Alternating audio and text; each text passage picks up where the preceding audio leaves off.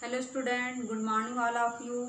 पिछले चैप्टर में हमने बूढ़ी काकी कहानी जो है प्रेमचंद जी के द्वारा लिखित पढ़े थे। उसके 2 भाग पढ़ चुके थे हम। अब तीसरा भाग जो है हम शुरू करने जा रहे हैं। उसके पहले हम संक्षिप्त में आपको पहले की घटना सुना दे रहे हैं कि बूढ़ी काकी के बारे में बताया गया था कि बूढ़ी काकी जो है खाने की बड़ी मतलब उसकी स्वादेंद्रियां जो है मतलब खाने के लिए हमेशा लगी रहती थी, है ना।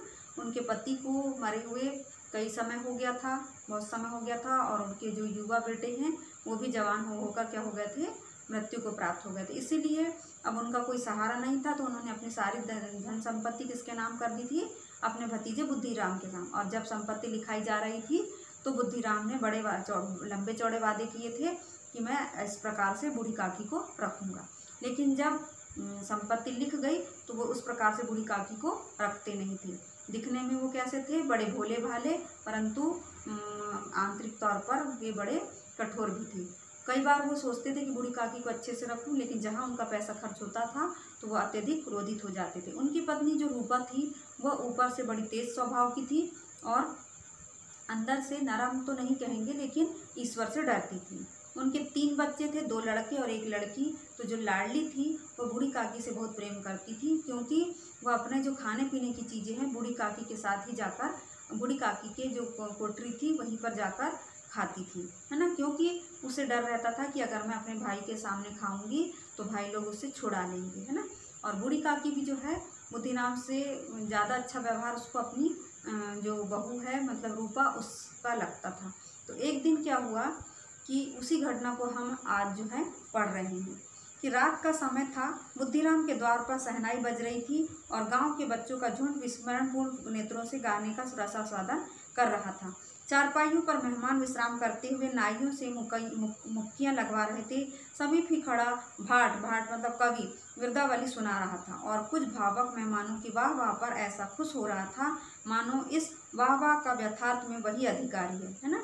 तो मतलब वो जो कवि सोच रहा था कि मेरे लिए ही वाह वाह कर रहे हैं। 2 एक अंग्रेजी पढ़े हुए नवयुवक इन व्यवहारों से उदासीन थे, यानी उनके घर कुछ कार्यक्रम हो रहा था, तिलक का, उसके जो बड़े बेटे हैं उसका, तो वहाँ पर उसके कारण मेहमान जो है आए हुए थे और प्रोग्राम वगैरह भी हो रहा था। तो अंग्रेजी पढ़े लिखे 2 युवक थे, इन व्यवहारों से उदासीन थे। इस प्रकार का जो वातावरण था उससे वे उदासीन थे। वे इस गंवार मंडली में बोलना अथवा सम्मिलित होना अपनी प्रतिष्ठा के प्रतिकूल समझते थे, ना ही उस मंडली में वो सम्मिलित होना चाहते थे, और कुछ बोलना भी अपनी प्रतिष्ठा के उल्टा समझते थे, प्रतिकूल समझते थे। आज बुद्धिराम के बड़े लड़के सुखराम का, बुद्धिराम के बड़े लड़के का नाम क्या था, सुखराम का तिलक आया है, यही उसी का उत्सव है। घर के भीतर स्त्रियां गा रही थी और रूपा मेहमानों के लिए भोजन के प्रबंध में व्यस्त थी। भट्टियों पर कड़ाह चढ़े थे, एक में पूड़ियों कचौड़ियाँ निकल रही थी, दूसरे में अन्य पकवान बन रहे थे। एक बड़े ठंडे में मसालेदार तरकारी मतलब होता सब्जी पक रही थी। घी और मसाले की क्षुधावर्धक सुगंध चारों ओर फैले हुए थी। बूढ़ी काकी अपनी कोठरी में शोक में विचारक की भांति बैठी हुई थी। वह स्वाद मिश्रित सुगंध उन्हें बेचैन कर रही थी।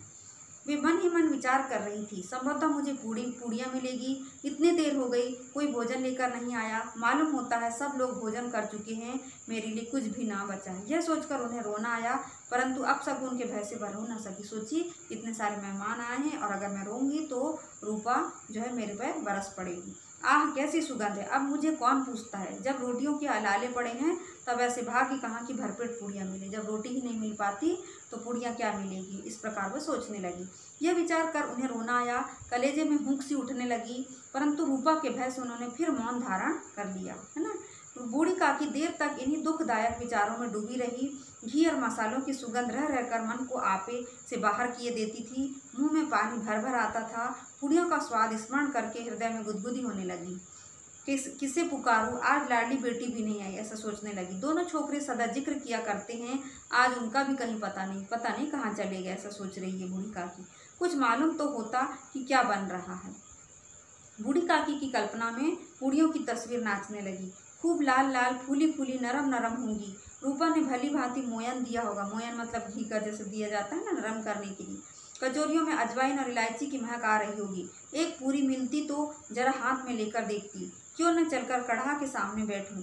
पूड़ियाँ छन छन कर तैरती होगी, कढ़ा से नरम नरम निकाल कर थाली में रखी जाती होगी। फूल हम घर में भी सूंघ सकते हैं, परंतु वाटिका में कुछ और बात होती है। वैसे ही बोल रही है कि यहाँ से मैं सुगंध क्यों लूँ, वहाँ जाकर मुझे सुगंध लेना चाहिए। इस प्रकार उसको एक उदाहरण के माध्यम से बताया गया है यहाँ पर कि फूल हम घर में भी सूंघ सकते हैं, परंतु बगीचे में जाकर सूंघे तो और बहुत कुछ और बात होगी। इस प्रकार निर्णय करके बूढ़ी काकी उकड़ू बैठकर हाथों के बल सरकती हुई बड़ी कठिनाई से चौखट से उतरी और धीरे धीरे रेंगती हुई कढ़ा के पास जा बैठी। पहले ही बताया गया था कि रूपा जो बूढ़ी काकी है सिर्फ उनको खाने के लिए स्वाद बता दो, बाकी उसके अलावा उनके हाथ पैर शरीर कुछ भी नहीं चलता था। बड़ी मुश्किल से वो बाहर आती थी। यहाँ आने पर उन्हें उतना ही धैर्य हुआ जितना भूखे कुत्ते को खाने वाले के सम्मुख बैठने में होता है। मतलब बताया गया है कि वहाँ पर जब बाहर आई तो उसे इतना ही धैर्य हुआ कि जैसे कोई भूखा कुत्ता उसके सामने कुत्ते को खाने वाले के सम्मुख, जैसे खाने वाले के सामने बैठ जाए तो भूखे कुत्ते को वैसा ही एहसास होता है। वैसे एहसास किसके हो रहा था कि बूढ़ी काकी को हो रहा था।